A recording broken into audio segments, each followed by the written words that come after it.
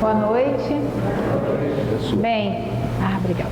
Hoje nós encerramos o nosso GEFA, né? Aprendendo com os mestres.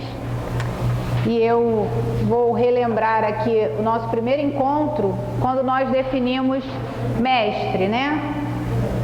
Mestre no substantivo e mestre no adjetivo.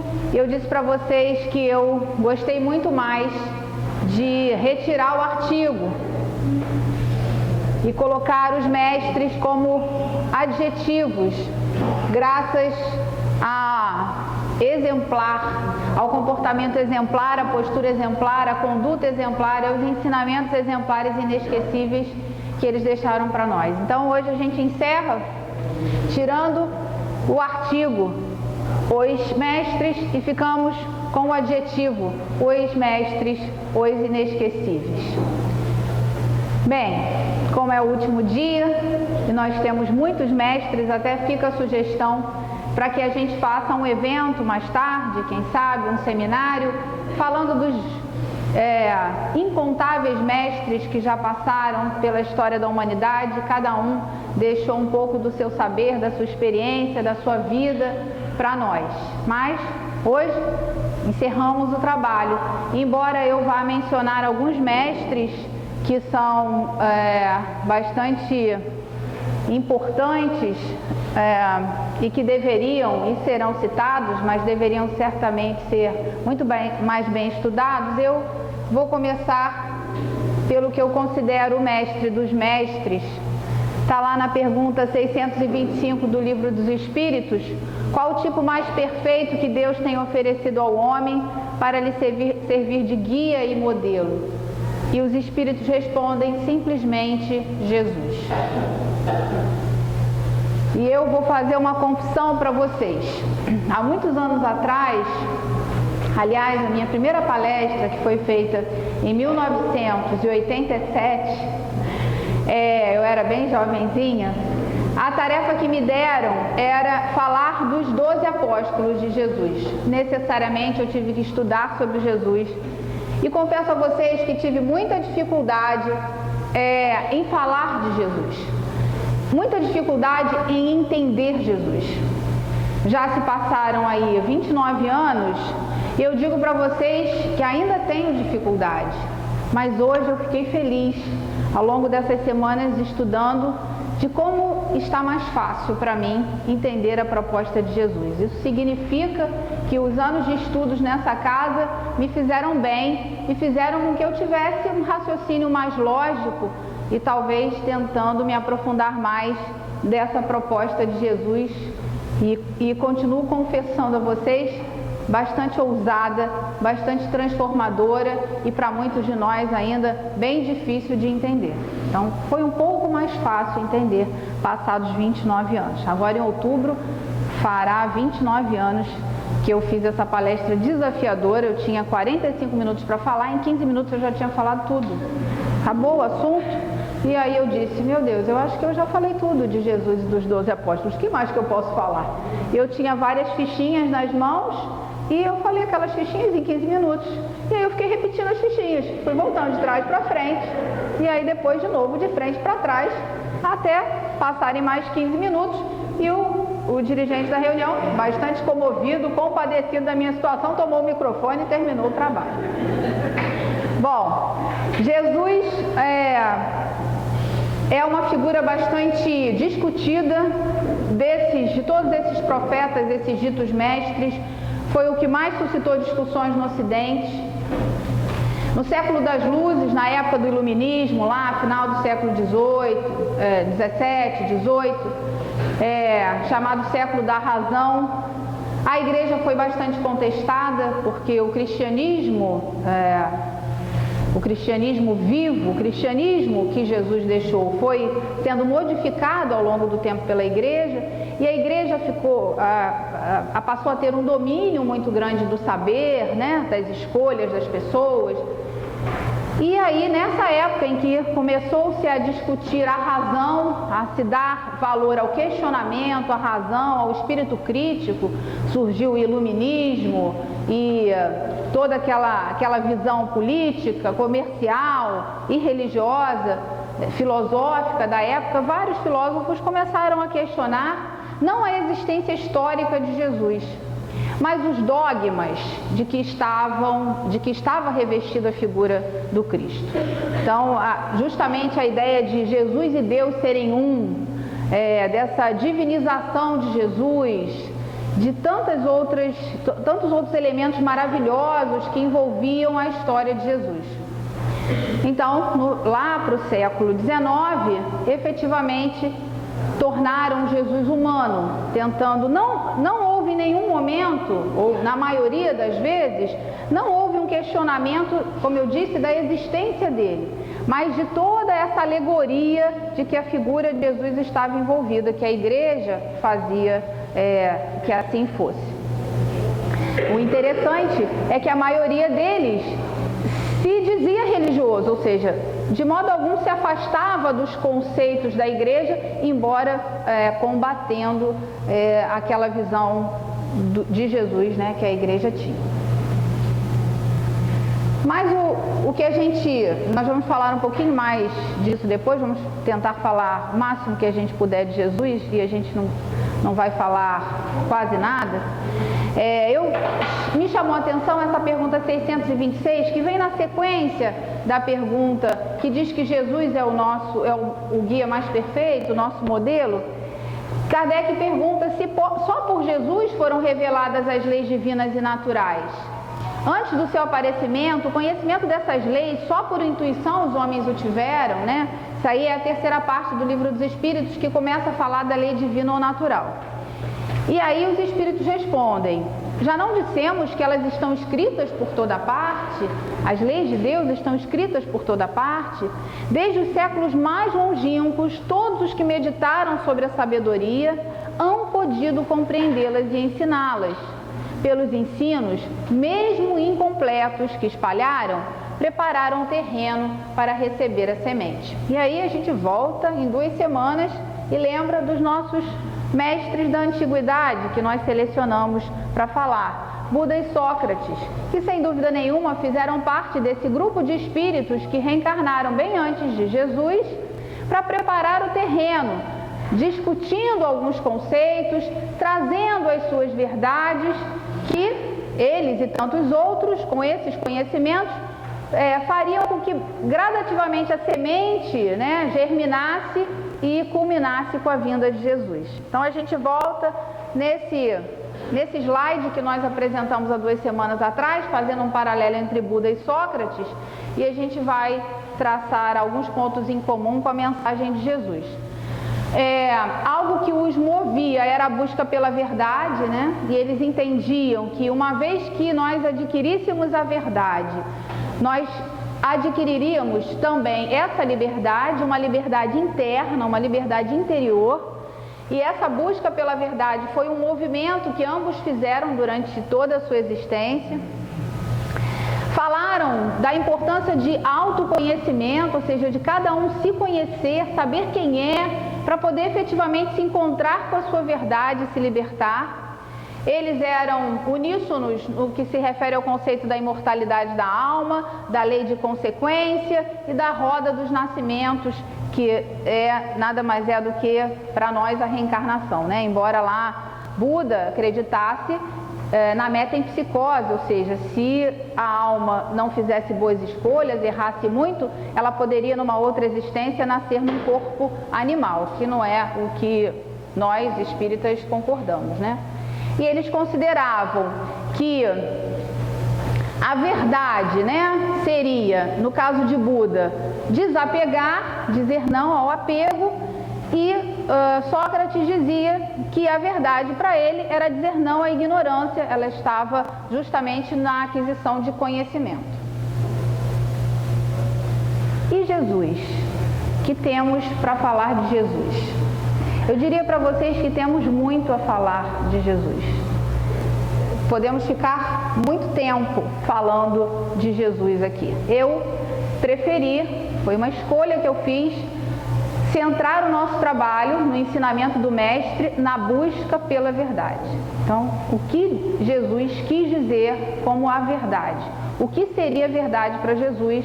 E foi uma escolha, como eu disse, a gente poderia ter entrado em outros caminhos, mas eu acredito que todos os caminhos levariam à verdade. Então eu escolhi seguir pelo que eu entendi que Jesus trouxe como verdade para nós.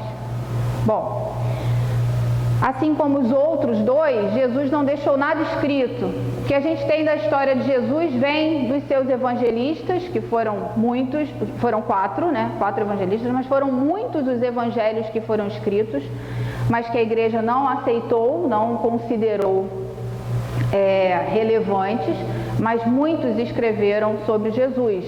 Esses evangelhos que não foram aceitos pela igreja, que não foram tidos como reais, verdadeiros, são chamados evangelhos apócrifos. Nós temos 4 evangelhos, então, que são os que nós utilizamos, para a história de Jesus. 3 sinóticos, que são bem sinóticos mesmo, eles são bem resumidos, eles têm mais ou menos uma ordem cronológica, mais ou menos, mas eles podem se comparar, são bem parecidos os 3, e um que é um evangelho mais detalhado, mais bonito, eu diria, mais poético, que é o de João, Mas há registros históricos da vinda de Jesus à Terra também, assim como foram feitas pesquisas para Buda e Sócrates, como eu falei, várias pesquisas foram feitas a respeito de Jesus. Jesus tem, inclusive, vários estudos do Jesus histórico, que, segundo os historiadores, não necessariamente é o Jesus, o Cristo, mas o Jesus histórico, a influência histórica de Jesus, mas que une, essa visão da época de Jesus. Nós selecionamos aqui um estudo do Flávio Joséfo. Flávio Joséfo, na verdade, ele era Joséfo, um judeu, que nasceu em 37, lá em Jerusalém, e tem uma vida muito polêmica, muito discutível a sua postura, quem sou eu para falar de Joséfo, Então, ele deixou um legado, um estudo muito interessante, mas há controvérsias a respeito da seriedade com que ele lidou como judeu diante de Roma. Mas em algum momento ele se tornou cidadão romano, passou a ser protegido por Flávio, que era quem governava Roma na época, por isso ele assumiu o nome de Flávio Joséfo. Mas o nome dele mesmo era Joséfo, e ele inclusive teve 3 filhos e todos os seus filhos se chamavam Flávio também, em homenagem a esse que o governava, que governava a época lá em Roma. Então ele foi tornado cidadão romano em 70, e aí ele teve patrocínio, ele conseguiu escrever um livro sobre antiguidades judaicas, um livro que fala da história dos judeus da Palestina. São 12 volumes, E aí a gente vê os nossos evangelhos lá sinópticos. Por quê? Porque os evangelistas eram pobres, e imagina, deixar algo registrado naquela época era muito caro, Mas ele teve patrocínio, então ele conseguiu escrever 12 volumes. E nessa obra, Antiguidades Judaicas, ele se refere a Jesus em 2 momentos, deixando claro que Jesus viveu aquela época na Palestina. A outra fonte que a gente tem, tá aí, são os 4 evangelistas, Marcos, Mateus e Lucas, que são os evangelhos sinópticos, e João, que é um evangelho mais rico, que tem discursos mais detalhados de Jesus, que fala de várias, não só uma vez que Jesus esteve em Jerusalém, mas várias vezes no templo. Bastante interessante o evangelho de João. Daí só João conviveu com Jesus, e Mateus também. Marcos, na verdade, era muito criança na época de Jesus, mas ele foi discípulo de Pedro, então ele escreveu o evangelho a partir do que Pedro contava para ele. Lucas era de Antioquia, então entendeu depois o que aconteceu, soube talvez pela própria Maria, mãe de Jesus, foi contando a história. E João era bem criancinha também, era bem jovem, à época de Jesus. Ele escreveu, foi o último a escrever o seu evangelho, pouco antes de morrer. Bom, como é que era, né, a Palestina nos tempos de Jesus? Era essa região bastante conflituosa, muitos conflitos políticos, religiosos. Ela tinha sido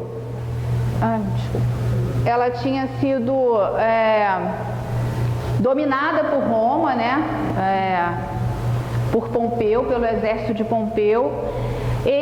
Roma permitia que eles mantivessem sua liberdade de culto, sua liberdade religiosa, mas mantinham um domínio político, monetário, né, financeiro muito grande sobre a região.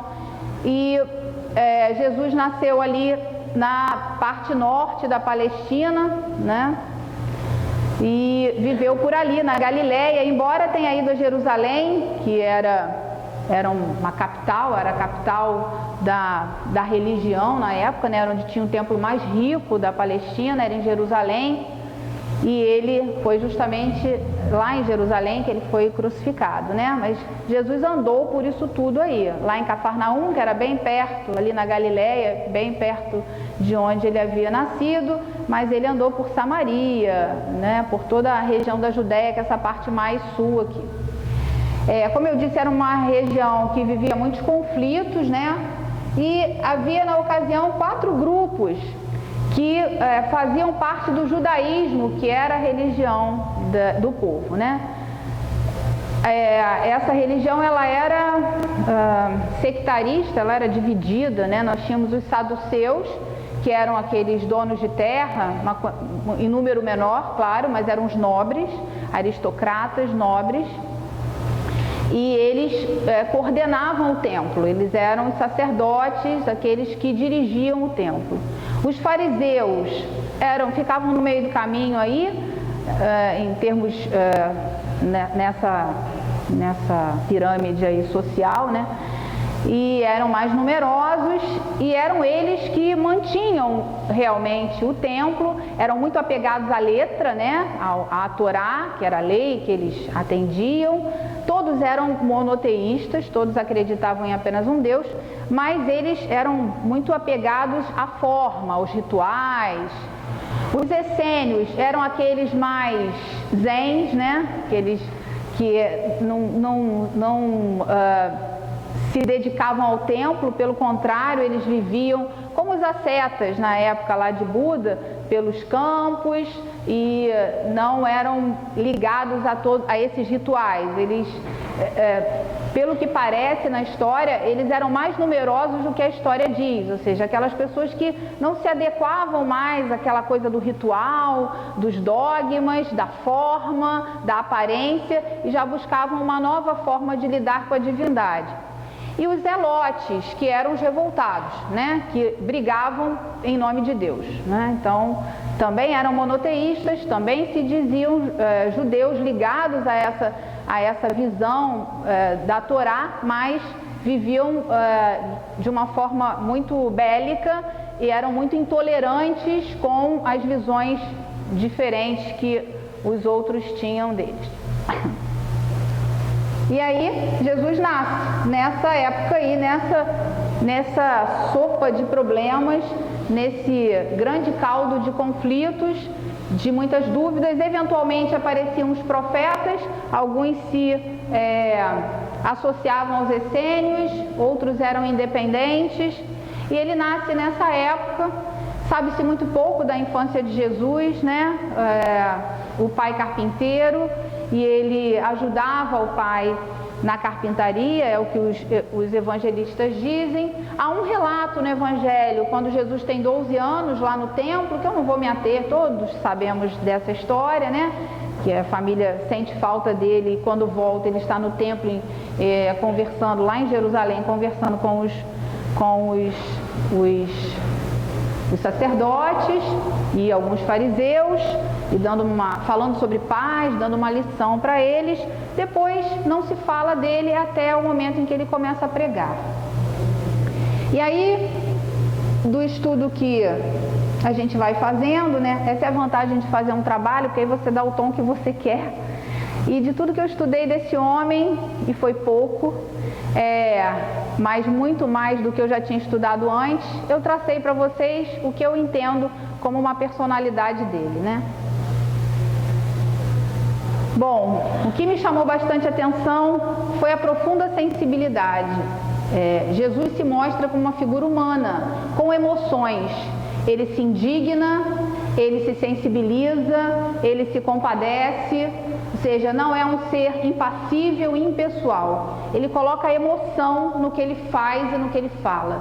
Se ele se incomoda, ele demonstra que se incomodou. Se ele se comove, ele demonstra que se comove. Então, várias histórias de Jesus em gestos de compaixão, dos doentes que chegam até ele.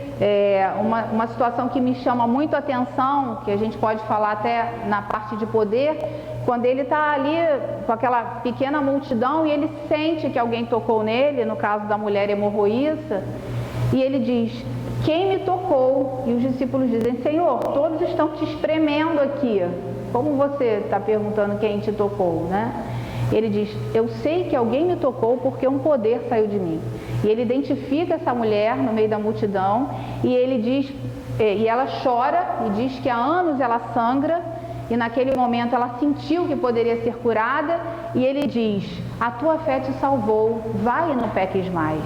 Isso mostra uma profunda sensibilidade.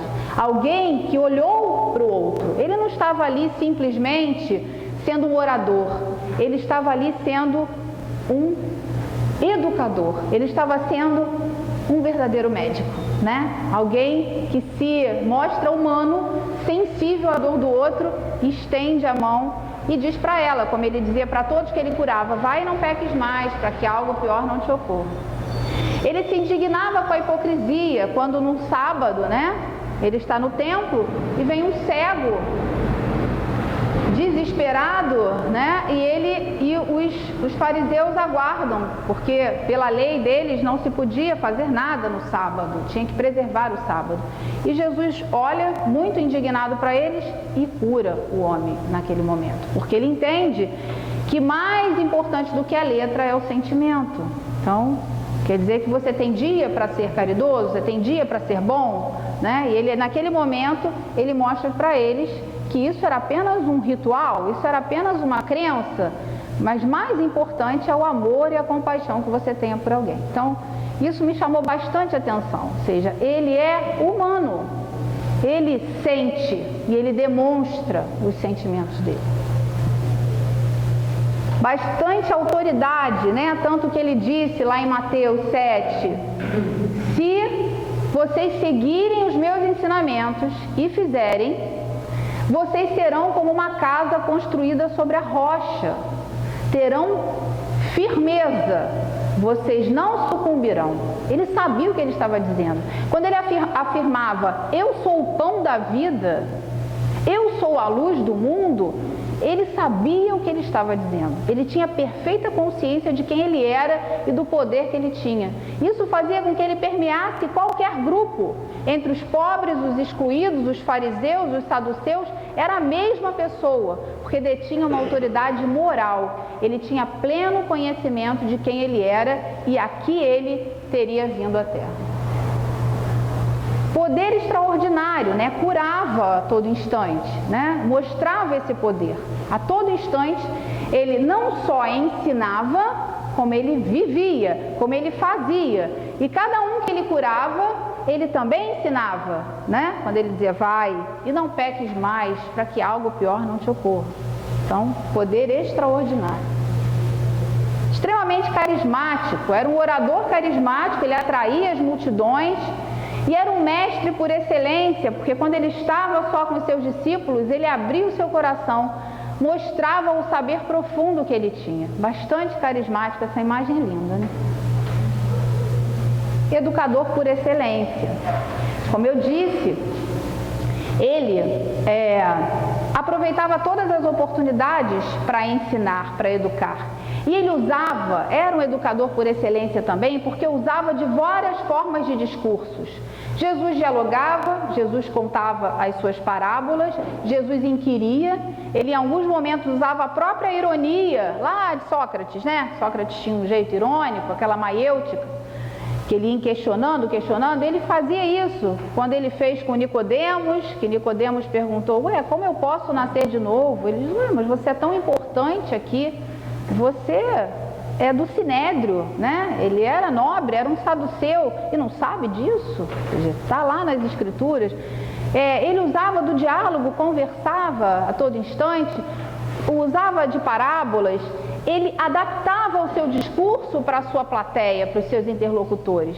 E o mais interessante, que aí a gente junta a educação, o educador por excelência que ele era, com esse poder extraordinário, com seu carisma, ele conhecia os seus interlocutores. Frequentemente, ele trazia uma informação que pegava alguém de surpresa, né?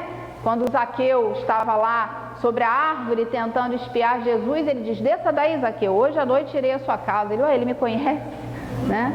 Poder extraordinário que ele tinha. Os aspectos comuns que a gente tem entre os três aí, né, os que nós escolhemos para falar como antecessores e Jesus, é a mensagem centrada no ser individual, ou seja, eles se preocupavam com a criatura sem esquecer em nenhum momento que essa criatura está inserida num contexto social. Então, a mensagem é centrada no indivíduo, certo de que ele vai interferir na sociedade.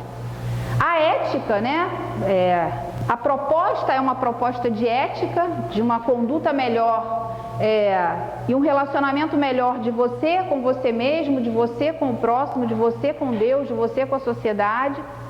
A dimensão igualitária, porque todos podem, né? Todos podem fazer, então eles deixam claro isso, qualquer um que queira.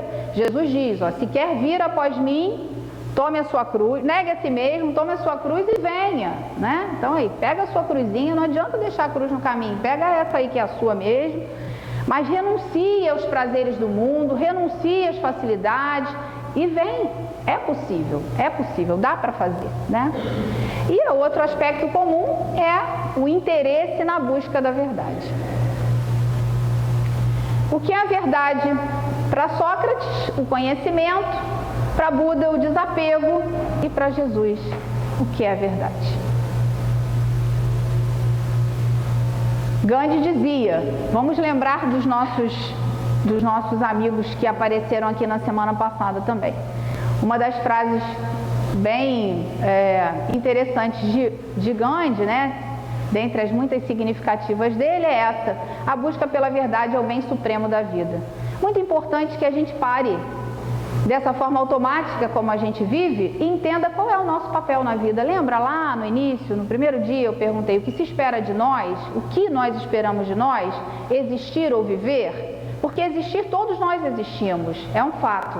Agora, a gente quer viver, né? E para viver, nós temos que viver questionando a cada momento o que a vida espera de mim, a cada situação que a gente passa, o que Deus quer com isso. Muitas vezes a gente não vai saber, né? Ou seja, a razão exata do que motivou a vida a trazer aquela situação para nós, a gente não vai saber, não agora, mas certamente tem um objetivo. E o objetivo é que a gente encontre a nossa verdade, a busca pela nossa verdade. É muito importante que a gente pare e pense, porque a vida passa e passa rápido. E nós somos espíritos, não somos corpo. O corpo vai perecer, mais cedo ou mais tarde, mas o espírito permanece.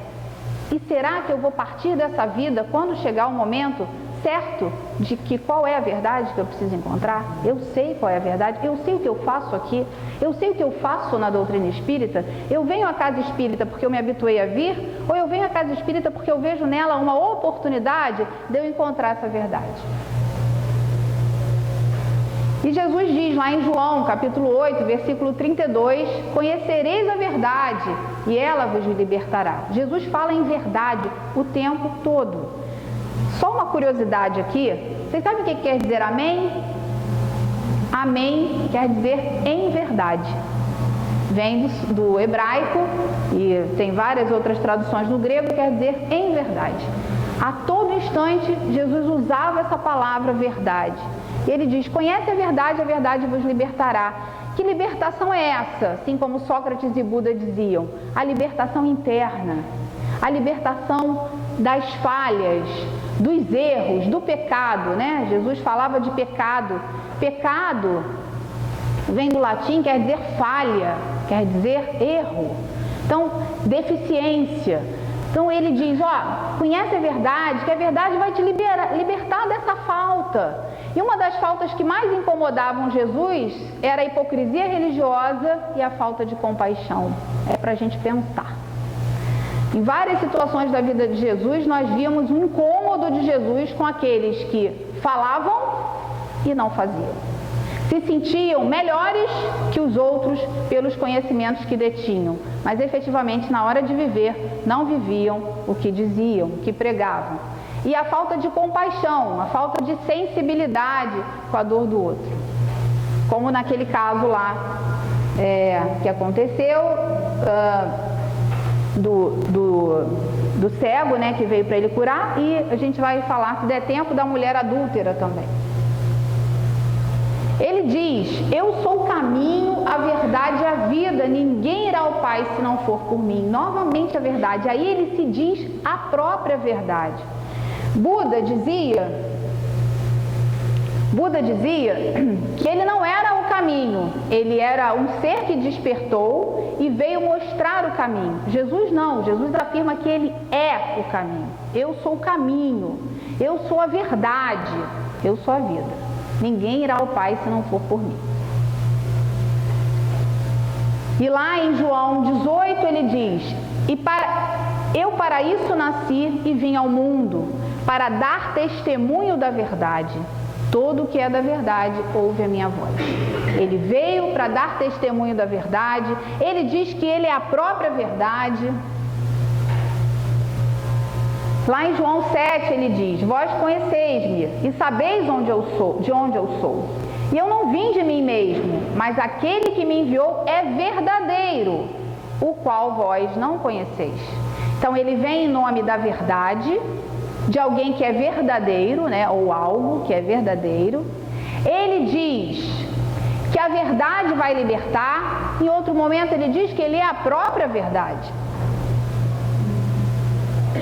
E aí ele diz que Deus, né, que é esse verdadeiro que o enviou, no final das contas, ele mostra que esse reino que ele fala tanto, e ele fala em vários momentos ao longo dos evangelhos, ele fala o reino de Deus, mas dezenas de vezes, ele diz que o reino de Deus, que é Pai, que ele já começa a sua oração, diferentemente de tudo que acontecia na época, porque ninguém se dirigiria a Deus como Pai, porque os judeus temiam, os hebreus eles temiam a Deus. Então Deus não era Pai, ele era um rei, ele era um senhor, mas ele não era Pai. E Jesus traz a ideia de Deus Pai, e o Pai ama, o Pai cuida. Então efetivamente a essência de Deus é amor. E ele diz, o reino desse Deus está dentro de vós. O reino de Deus, que é um reino de amor, está dentro de vós. Cada um de nós teria esse reino dentro de si.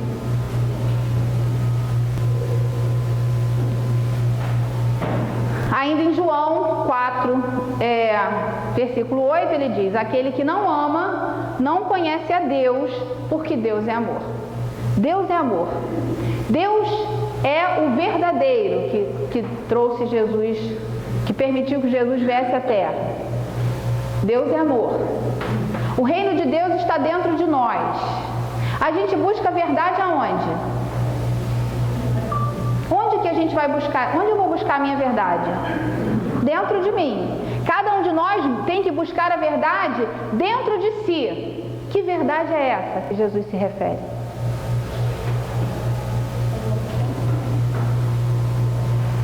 A verdade para Jesus é o amor.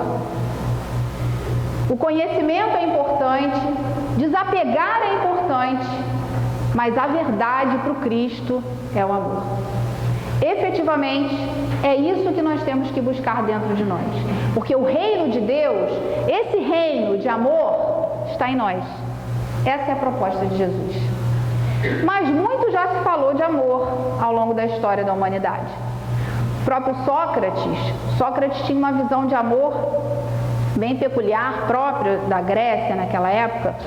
Era o amor eros, né? Havia um mito de que... A história é longa, mas vamos pegar o fim dela. Que, na verdade, os seres se buscam para se completar. Homens, mulheres, né? Sexos, buscam para se completar. Então, para ele, o amor significava uma incompletude. Os deuses não amavam, não precisavam do amor, porque o amor, para eles, para os filósofos da época, era um amor carnal. Era um amor daquele, não só carnal, mas um amor que precisava ser, para acontecer, aconteceria para que houvesse uma completude. Tá claro isso? Tá? Como se cada um fosse incompleto e precisasse do outro para se completar. Os deuses já estão resolvidos nessa área, então os deuses não amavam. Aristóteles já trouxe uma visão mais do amor filia, do amor amizade, do amor fraterno, de que nós precisamos viver esse amor, essa fraternidade para nos sentirmos mais felizes. Existia o amor, existe o amor narrado também na Bíblia, o amor bíblico. Ele fala de amar ao seu próximo. Jesus não trouxe uma visão tão diferente assim, na superfície pelo menos. Lá no Antigo Testamento já se fala de amor, mas o amor bíblico fala de amar os seus amigos, amar os que pensam como você, amar os que estão próximos a você na visão da vida. Mas Jesus foi além.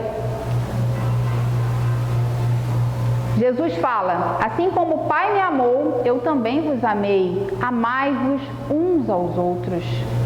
Daqui a pouco a gente vai ver que ele vai dizendo, não conseguimos trazer todos os seus discursos de amor assim, mas ele deixa claro que amai-vos uns aos outros todos, não só os amigos, não só esse amor de pessoas que se buscam, né, numa tentativa de completar a sua existência, uma tentativa que vai ser sempre frustrada, porque nós somos seres completos já, né?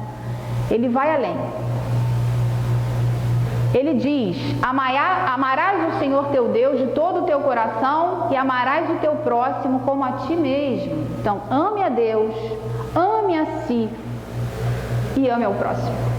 Então, é um amor muito maior, muito mais complexo. Esse amor, que a gente vai ver daqui a pouco, é um amor tão abrangente que ele tem um nome em grego que eu vou usar para vocês vão achar que eu estou fazendo propaganda de alguém, de algum livro. Jesus e a mulher adúltera, está lá em João, capítulo 8, versículos 3 a 11. Eu acho belíssima essa passagem. Tem muitas passagens emocionantes da vida de Jesus, mas essa é extremamente rica, mostra exatamente a visão que Jesus tem da criatura e esse amor que ele vem trazer para nós. Os fariseus vão buscar essa mulher, provavelmente num leito de adultério mesmo, para constranger, criar uma situação em que Jesus, já que ele disse que não veio de modo algum contrariar a lei, né? Ele veio dar cumprimento, e a lei dizia que as mulheres adúlteras deveriam ser apedrejadas em praça pública. Eles trazem e colocam diante de Jesus a mulher e diz: essa mulher foi pega em pecado, ela é adúltera, o que faremos? E aí Jesus olha em volta dessa pequena multidão. Os evangelistas dizem que ele abaixa na areia e com graveto ele começa a escrever na areia. Talvez tenha sido o único registro escrito que Jesus tenha deixado, a única vez que ele escreveu. E o que nos parece é que ele foi escrevendo ali, depois da fala que ele tem, né, com esses homens, ele vai escrevendo falhas de cada um. Porque ele diz, quando ela chega diante dele, ele para, olha ao redor, olha para a mulher, olha para o horizonte e diz, volta para eles e diz, atire a primeira pedra aquele que estiver livre de pecados. E abaixa, e o que dizem, né, é que ele começa a escrever na areia as falhas desses homens. Eu tenho minhas dúvidas. Eu acho que pela bondade e benevolência que emana desse coração, eu acho que ele ficou ali rabiscando mesmo, dando um tempo para que os outros não ficassem tão constrangidos diante do olhar dele e tomassem a sua decisão. E quando ele levanta a cabeça, a mulher está só. E ele levanta a mulher e diz, aonde estão aqueles que iriam te apedrejar? E ela falou, nenhum ficou, Senhor. Ele falou, eu também não tenho por que apedrejar você. Vai e não peques mais, para que algo pior não te ocorra. E liberta a mulher. Naquele momento, ele mostra a que realmente ele veio. Diante de todos aqueles que esperavam uma reação, colocaram-no numa situação limite, ele devolve e diz, muito bem, pode apedrejar. Você pode apedrejar? Você está livre dos seus erros? Você tem condições? Né?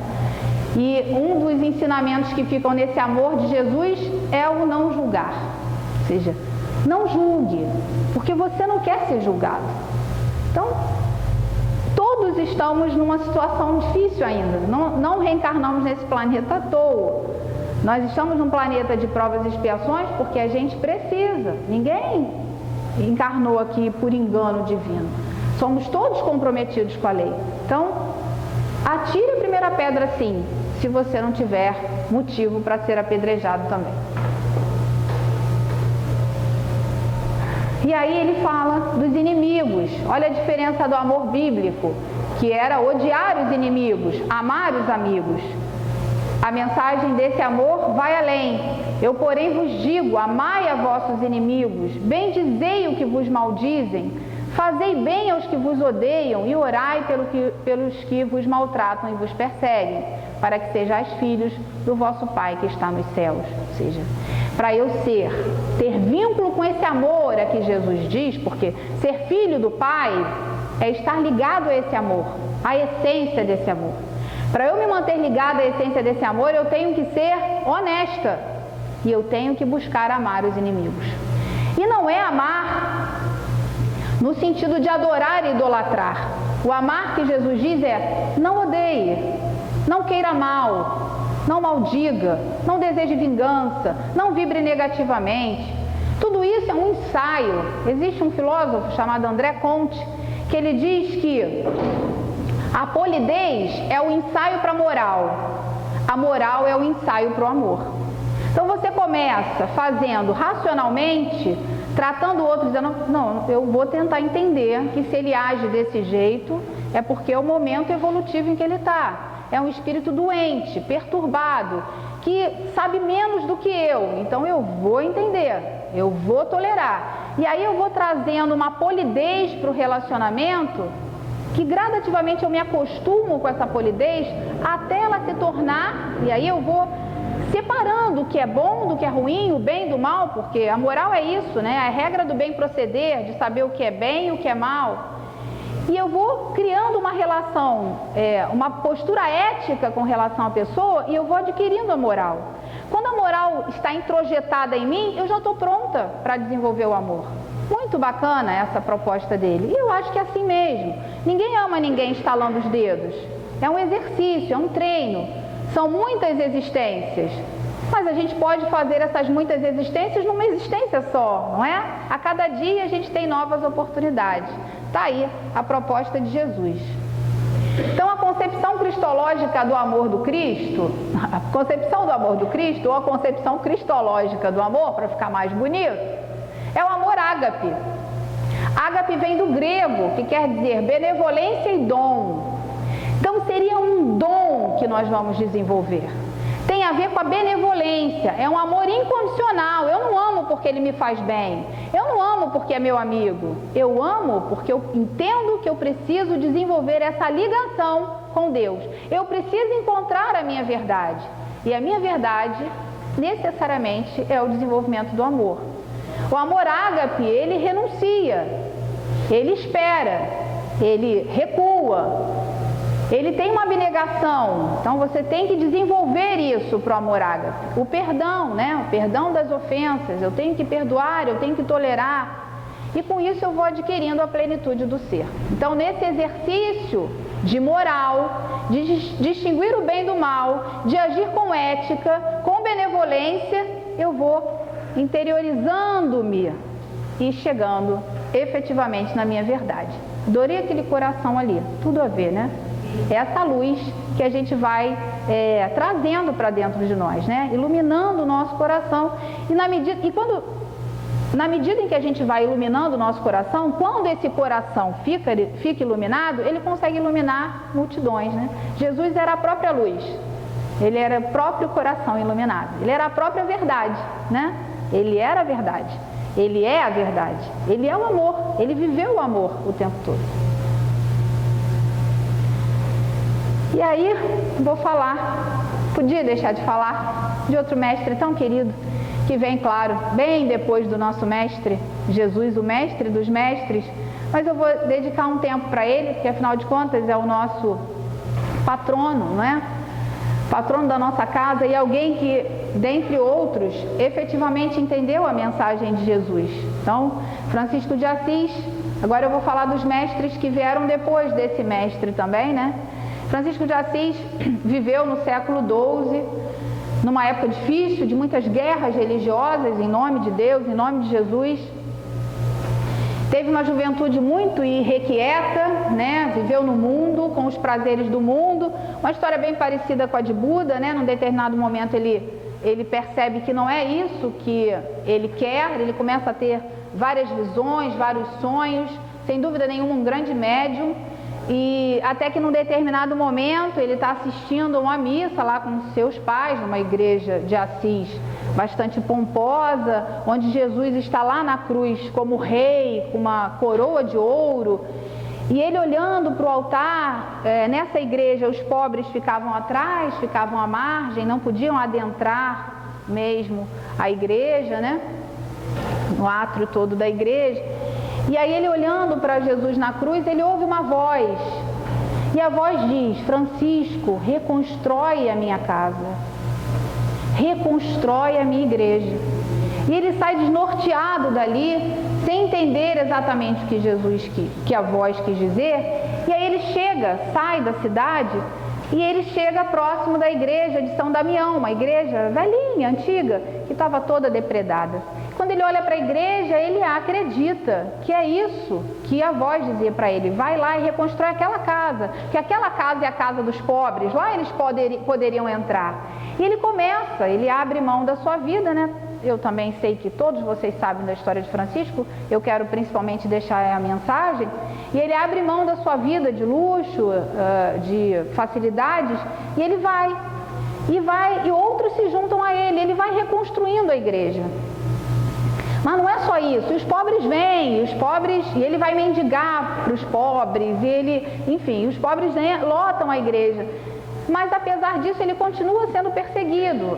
Os pobres também saem da igreja, que era a igreja que discriminava os pobres, e os pobres também faziam algumas oferendas na igreja. E ele começou a ser incomodado, né? Ele começou a incomodar e começou a ser incomodado. Até que ele decide procurar o Papa. Ele vai até um Papa. Ele tinha um amigo, que era amigo dele de infância, que se tornou franciscano, seguia-o, né? E ele pede para que esse amigo de alguma forma interfira, ele conhece tantas pessoas, para que ele seja recebido pelo Papa. E o amigo, muito constrangido, tenta armar uma situação que ele desista, porque afinal de contas, como ele chegaria no Vaticano, aquele luxo, aquela pompa, e ele andando descalços, com uma roupa em trapos? E ele insiste tanto, e o seu carisma é tamanho que ele quer entender, ele diz: eu ouvi a voz do Cristo. O Cristo dizia para que eu reconstruísse a casa dele, a igreja. O que eu estou fazendo de errado? Eu preciso entender. E o Papa, que é o representante de Deus entre nós, vai poder me responder. E ele consegue ir até o Vaticano. E ele entra no Vaticano. E ele passa no meio de todos aqueles soldados do Cristo, né? Muito luxo, muita riqueza. Ele passa por eles e fica bem próximo da visão do Papa. Papa Inocêncio III. O Papa desce lá de toda aquela sua pompa, né? Quem viu o filme Irmão Sol, Irmã Lua, é lindo esse filme, mostra essa cena, é belíssima. E o Papa, vejam, o Papa, quem não viu, veja, o Papa desce de lá, daquela altura, ele tem uma medalha no peito que pesa, que o Papa chega a levantar curvado. E ele chega até Francisco e Francisco pergunta: o que eu fiz? O que eu devo fazer? Onde eu errei? E o Papa ajoelha-se e beija os pés de Francisco e diz: você nada fez. Nós é que não sabemos o que fazemos. Fui assim como você também um dia. Acreditei nisso, mas infelizmente, ao chegar aqui, a realidade foi outra. E hoje, você é livre. Siga a sua liberdade. Eu estou preso, não tem como seguir. E esse homem vive muito tempo ainda. Morre cego, cheio de doenças, mas vitorioso. Aqui é a cidade onde ele nasceu, a casa onde ele nasceu. Os princípios que ele adotou e que a gente, graças ao conhecimento que Jesus deixou, foram a humildade, uma alma que conseguiu adquirir isso, a humildade, a simplicidade, um senso de justiça, jamais quis agredir quem quer que fosse, ofender nem a igreja, né? Em nenhum momento. Opa, o que houve aqui? E muita dedicação à causa do bem. Esse efetivamente encontrou a verdade. Tem algumas frases dele que eu deixei para que nós abordássemos aqui, que eu acho muito bacana. Opa! Apenas um raio de sol é suficiente para afastar várias sombras. Apenas um raio de sol. Francisco de Assis foi considerado o sol de Assis, o sol da cidade de Assis. Eu diria que ele é o sol do mundo. Eita, o que houve aqui? Ele é o sol do mundo, ele é o sol de muitos de nós. Lembra que eu falei da luz da verdade, da luz do conhecimento? Apenas um raio dessa luz pode afastar várias sombras. As sombras de dentro de nós e as sombras de fora também. Tá? Ele diz: pregue sempre o Evangelho, se necessário use palavras. Ele diz: faça, mostre na prática. Se for necessário, você use as palavras, fale, mas sobretudo viva. Isso é pregar o Evangelho, a boa nova que Jesus nos traz. Pregue sempre o Evangelho, se for necessário, use palavras. Pode ir. Nosso Kardec. Chamei Kardec para falar de Jesus também hoje.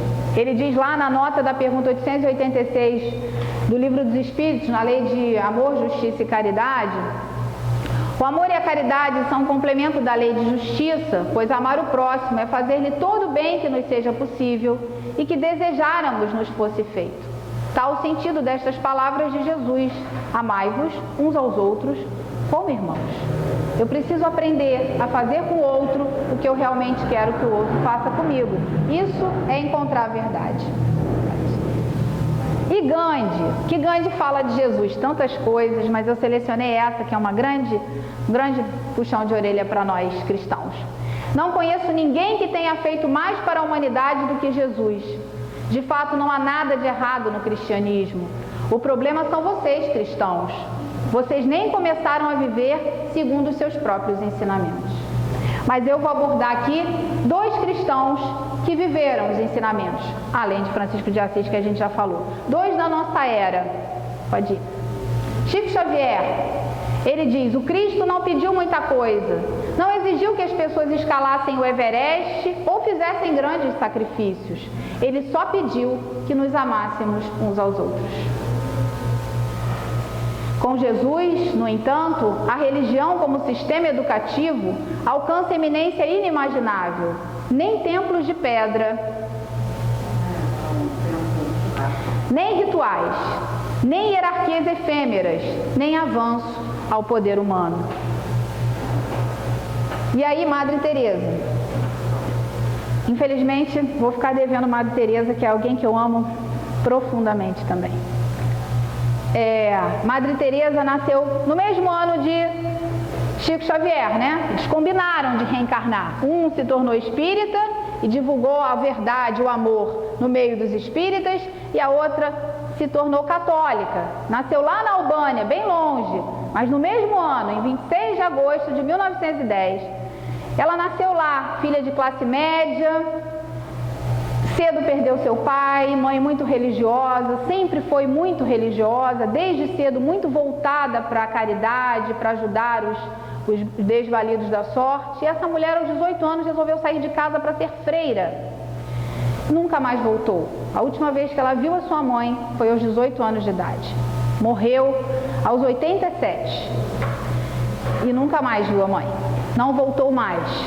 Peregrinou, uma história belíssima, muito linda da gente ler, estudar. Peregrinou pela Europa, foi parar na Índia. Decidiu, criou uma ordem, deixou de ser freira lá do convento onde ela estava, recebeu essa oportunidade, né, essa autorização, e ela se tornou peregrina. Criou uma grande ordem, né? A ordem das menores, de mulheres que seguiam-na no trabalho que ela fazia. Foi para a Índia e essa mulher andava apenas com um baldinho, onde ela tinha uma muda de roupa, um colchonete e um lençol para se cobrir. Dormiu ao relento muitas vezes para acolher os doentes, para tratar dos famintos, alimentar os famintos, e mudou muitas coisas na ordem do Oriente e do Ocidente. Uma grande alma, né, que desencarnou em 1997. E dentre as frases de Madre Teresa nós temos as palavras de Jesus: amem uns aos outros como eu vos amei, não devem ser apenas uma luz para nós, mas uma chama que arda dentro de nós. Que a gente jamais esqueça desse ensinamento, dessa orientação de Jesus, de que nós devemos efetivamente amarmos uns aos outros.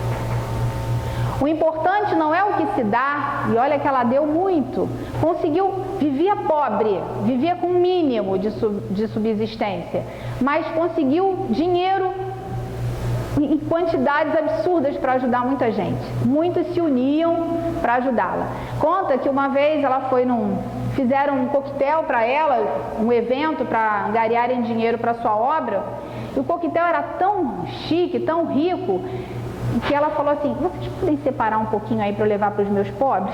Eu não vou comer nada não, mas tem tanto aqui, será que vocês não podiam deixar um pouco para os meus pobres? E a partir de então, eles sempre perguntavam: a senhora quer que nós sirvamos o coquetel no evento que a gente vai fazer? E ela diz: não, eu prefiro que vocês deem para os meus pobres, né? Porque ela se incomodava bastante de ter tanta riqueza, né? E ela vivia no meio de pessoas com tanta miséria, tanta falta, tanta carência. E aí ela diz: o importante não é o que se dá, mas o amor com que se dá. E eu vou encerrar com essa, antes de usar o último slide que fala de Jesus. Ainda vou fechar, claro, com ele. Ela diz que a falta de amor é a maior de todas as pobrezas. E ela tem toda a razão, né? Nós precisamos entender que o reino de Deus está dentro de nós e que esse reino, que é de amor, precisa surgir de dentro de nós. Porque senão nós seremos sempre muito pobres. Bom, em Mateus capítulo 11, versículo 29, Jesus se considera manso e humilde de coração. Esse homem, ele elevou os humildes, Ele atendeu aos excluídos, curou doentes, atendeu aos pobres, louvou as crianças, lavou os pés dos seus discípulos e morreu de forma degradante, humilhante, crucificado, porque não foi compreendido. E talvez muitos até cristãos digam: como pode isso? Um homem com poderes extraordinários, que curava, que fazia cegos enxergarem, paralíticos saírem andando, por que não salvou a si mesmo? Porque ele tinha dado todas as lições que ele poderia ter legado para nós. E a última lição foi essa. O amor pela humanidade era tamanho, esse amor benevolente, esse amor dom, que ele usou, ele fez a escolha, ele usou esse dom para escolher não exercer o seu poder. Ele se resignou, ele renunciou para que os homens, então, tomassem a decisão de entender, talvez naquele momento, que não era ele o seu rei, né? Porque esperavam, os hebreus esperavam que o rei viesse com muita pompa e muita glória, né? E naquele momento, por profundo amor à humanidade, ele aceitou, se resignou e aceitou essa humilhação, esse constrangimento, essa degradação, esse grande sofrimento, esse suplício, por amor à humanidade. Naquele momento, ele também deu uma lição do amor ágape que Jesus trouxe para nós.